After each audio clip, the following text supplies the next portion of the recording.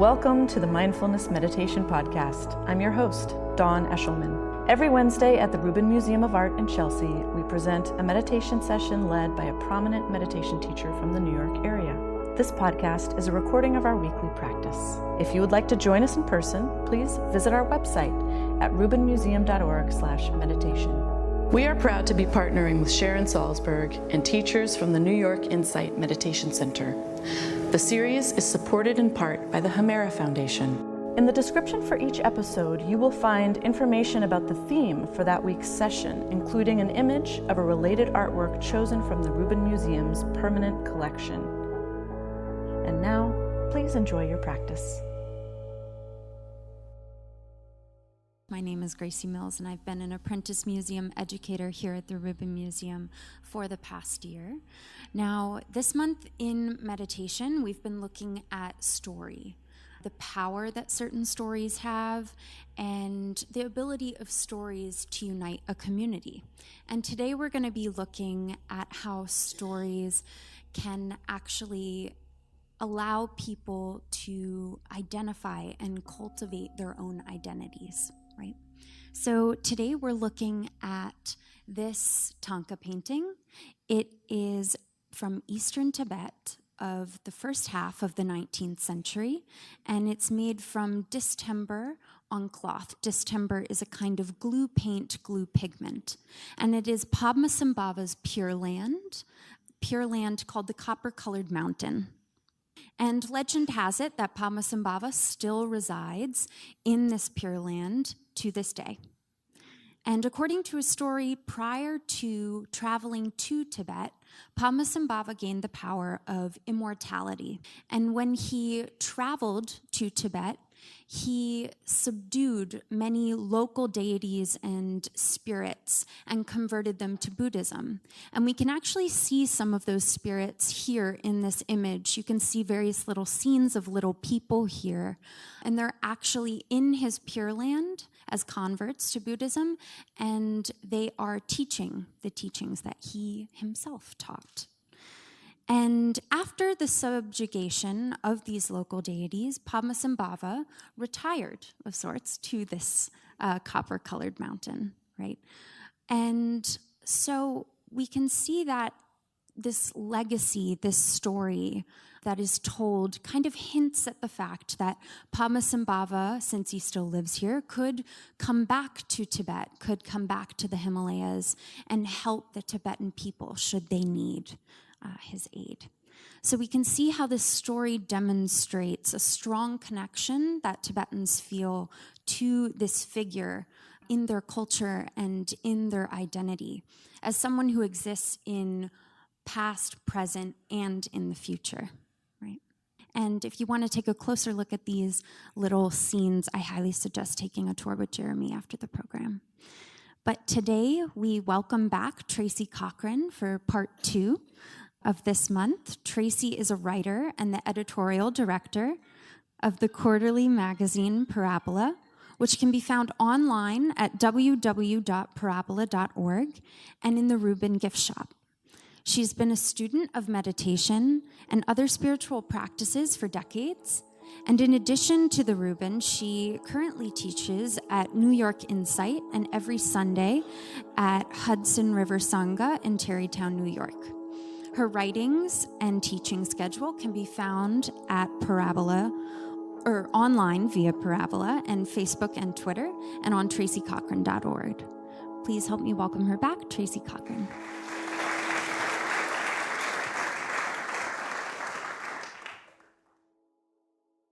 I'm so happy to be invited back, and looking at this great palace behind me. I don't know if you're like me, but at least at one point during the week, maybe 2 or 3 points, I thought I would love to retire to a place like that. Because in the description that I was sent, it's on an island in the middle of a forest full of goblins, probably goblins that are on his side. And he has a private force of cannibals that he's converted. So it might seem like a stretch, you know, to think of such a place.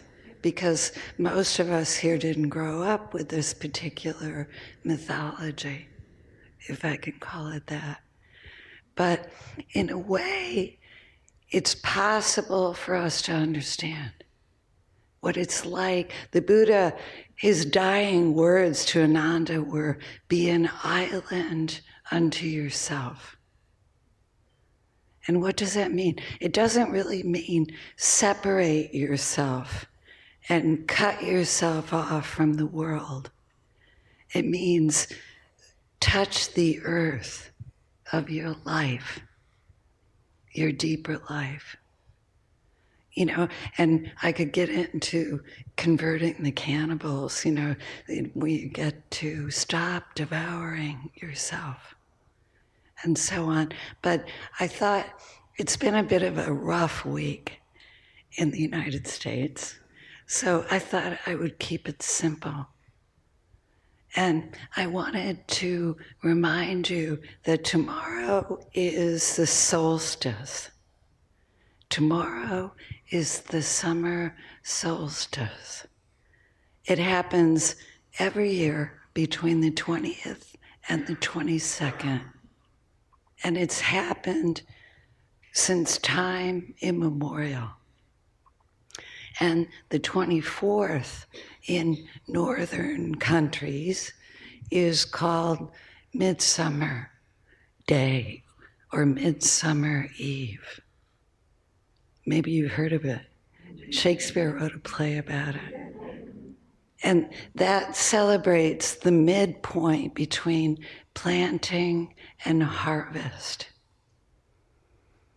And I bring this up because even if you're not in a position to join the hippies and pagans that will be gathering at Stonehenge tomorrow morning at dawn, there's something inside you that can. And that great stone monument was built so that the first light of dawn strikes the altar. And it bears testament to our human capacity to observe, to be patient and observe.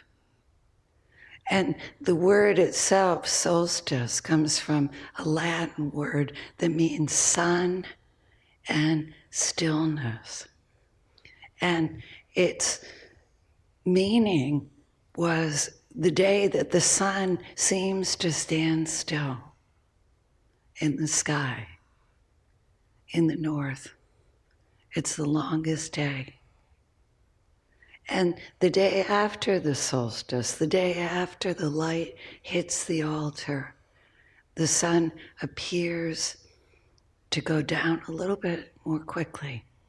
Imagine having that kind of precision. Of course, if you were a farmer, and every single one of our ancestors was a farmer at one point, you would see, you would notice. So why do I bring this up? Because there were special qualities that these early people noticed. And these early people also included people in China, in Egypt, where it was the New Year. And they noticed, and I quote Washington Irving, who was a neighbor of mine in Westchester, it's a time that's a thin place. Just like Halloween, when spirits and unknown forces of all kinds are more easily available to us. So maybe that seems far-fetched to you. But when we come into a room like this and we sit down, it's a day when we touch the earth of the body. We're like the Buddha when he made that gesture of touching the earth. And all hell can be breaking loose in your life, personally, nationally, in every way. And yet you can reach down and touch the earth. You can make space for this body's right to be here, to be sitting here, breathing. And at the same time, on this eve of solstice, we can make space for the sun of our awareness. And we don't even have to just relate to it that way. You can have a moment today when you're outside of remembering that this practice literally means to remember. Remember that you're under the sun. You're on the earth, under the sun. And that this practice of sitting that we do is a way of becoming a thin place. Not in the sense of weight loss, in the sense of letting yourself be porous, letting influences reach you from the sun, from the earth, from the goodness and intelligence of nature. We begin to discover when we sit down and breathe together. Do you know the root of the word conspire means to breathe together? And this is a conspiracy right here in this room, a conspiracy of awakening. Together, we're pooling our impressions of how it feels to be here and awake. When you come into this room, you don't just come for the speaker, but because you remember something when you do. You remember that you're larger than you think you are. That you're not just one little tiny isolated being. You're part of a greater being. You're part of life. Have you ever felt that when you sat? It's just a breath that can bring you there. And you begin to discover that you become strong when you let your borders be porous, open, receptive. You remember what it's like to be here, touching the earth, under the sun. It means remembering what it's like to be alive. So a story like this great teacher living still in the Pure Land becomes easier to approach and understand. It's like the Buddha still teaching. Not just in stories and not just in the great art in this museum, but inside you. These simple truths that he pointed out, they're still available. And in a way, you can go to that island when you become an island in the spirit that the Buddha pointed towards. He didn't mean cut yourself off. He meant sit down in the rushing stream of life. Sit down and remember to be here. So, the last thing I want to say before we take our seat is, a lot of times lately the news has been kind of rough. I heard a quote this week from another tradition, from C.S. Lewis, holy places are dark places. That means you sit down. Usually you come to this practice not because things are going so well. You come and sit down and take a breath because you might feel lost or overwhelmed or anxious. And the same old thoughts aren't taking you anywhere. So when we do this, we find something new. Not new in the sense of invented, but new in the sense of rediscovered. We begin to remember the resources we have in us. We remember our deeper humanity and our connection to the whole of life. These are the times we practice for. And these are the times that turn us towards practice. So let's practice. How would that be? So we take our seat, and today paying special attention to how it feels to place your feet and straighten your back and grant yourself space. Giving yourself welcome. You're welcome here. And just notice how it feels to be in your body without thinking about it. And how it feels to be accepted.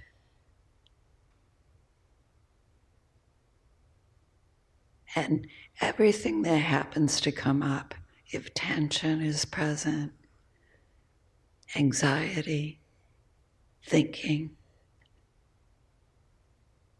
let it be.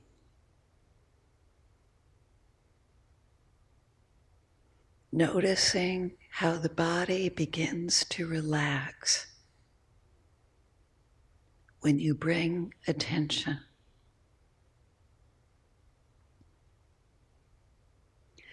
And as this begins to happen, bring the attention to the breathing without seeking to change it in any way. Just bring attention. Noticing in-breath and out-breath.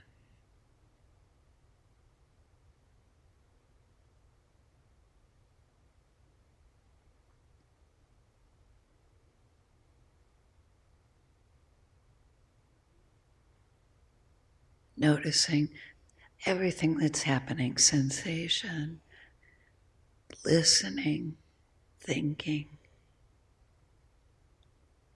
with no judgments.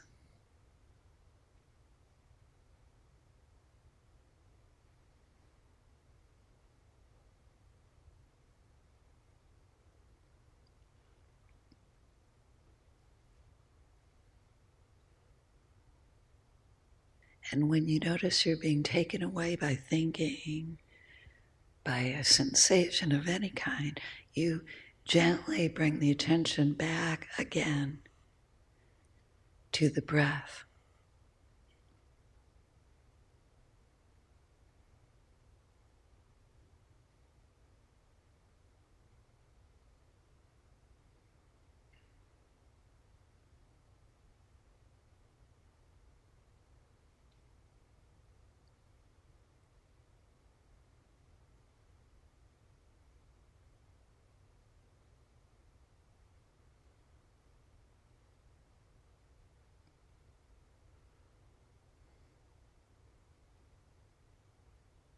Notice that when we grant ourselves acceptance, we begin to relax.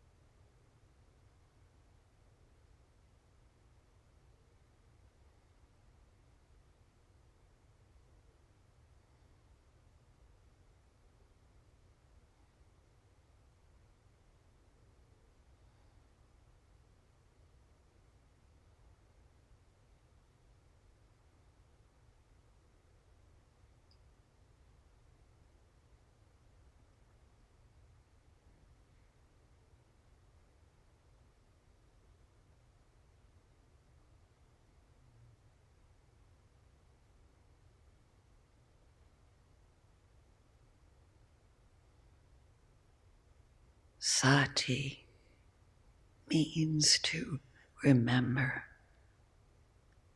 Mindfulness means to remember the present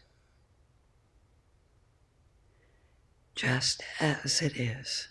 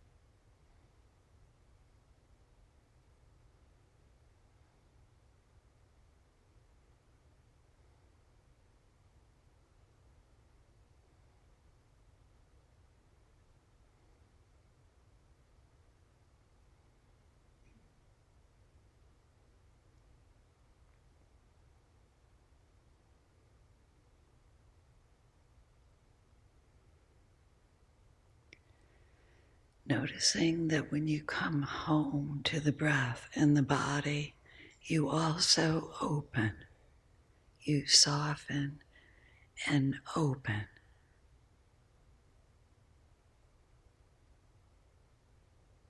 Becoming more aware of being in life.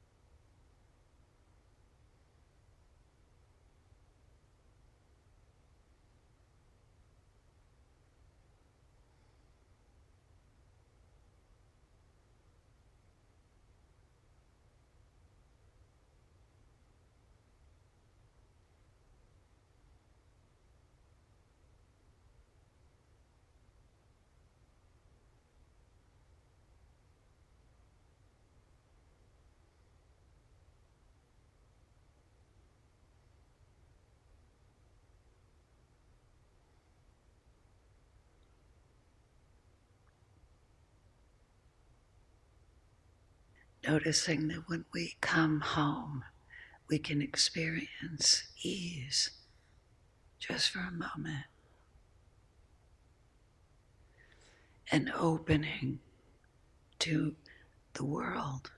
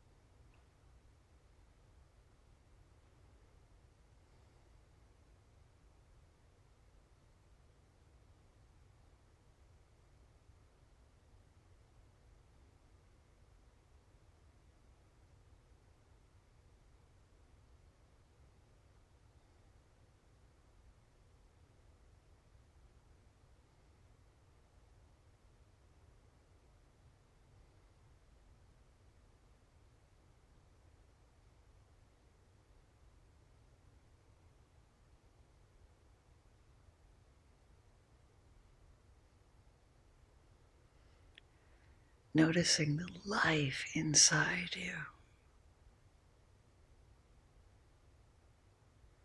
the energy, the light.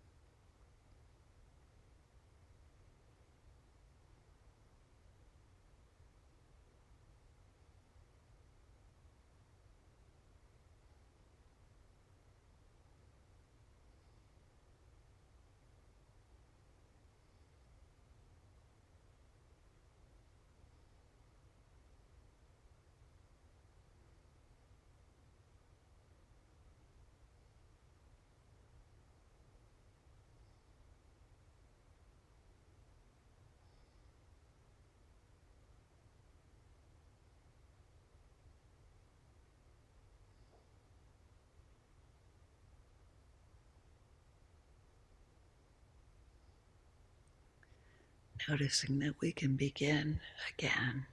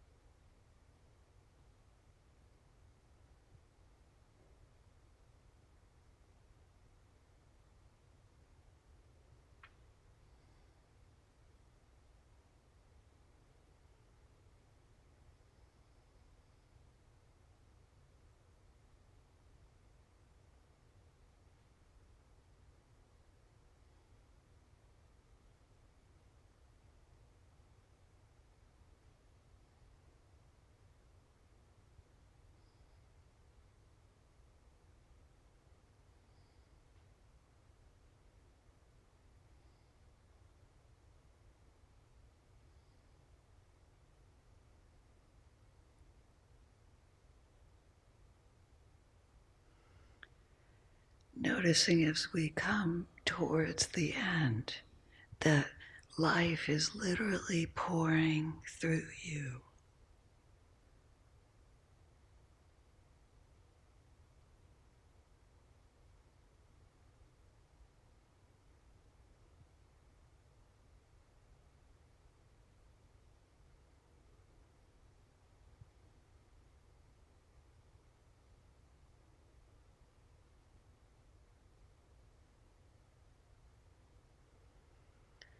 That we're open.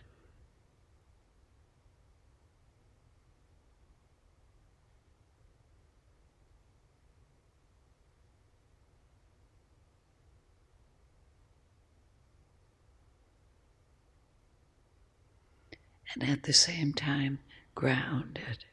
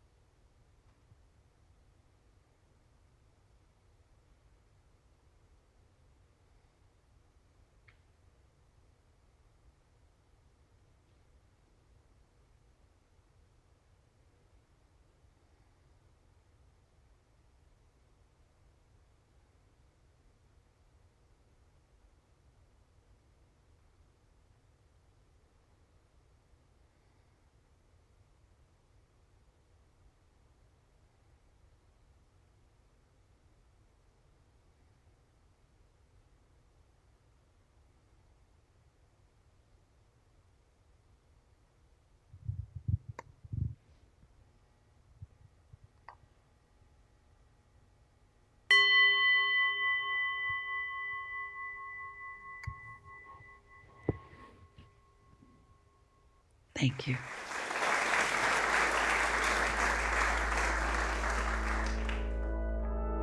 That concludes this week's practice.